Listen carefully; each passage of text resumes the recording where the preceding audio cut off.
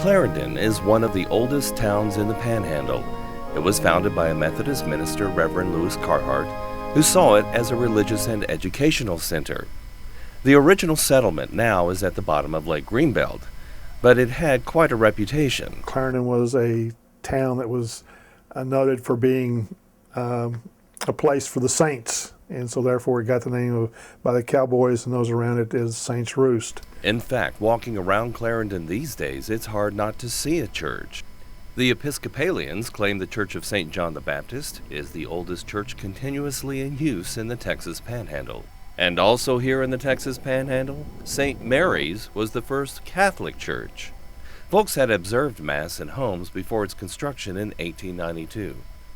And of course, there's always Coronado. Actually, there's some documentation that says that Father Juan Padilla, the chaplain for Coronado's expedition, held Mass in Paladura Canyon on May 26 of 1541. Chris Clifford is a parishioner at St. Mary's. She's helped renovate the church. We've done some recent renovations and tried to keep everything as true possible, as true to the architecture as possible.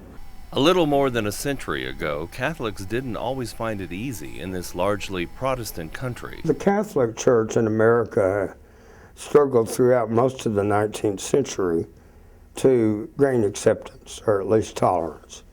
And one of the archbishops made the statement in the 1880s that by 1900 America would be a Catholic nation.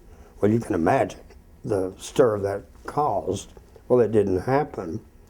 But the Catholic Church in the United States, if you looked at it as a different denomination, is the largest. Dr. Bob Beckley teaches sociology at WT and plays organ. They're having a difficult time finding an organ player at this First United Methodist Church in Clarendon. It was built in 1910.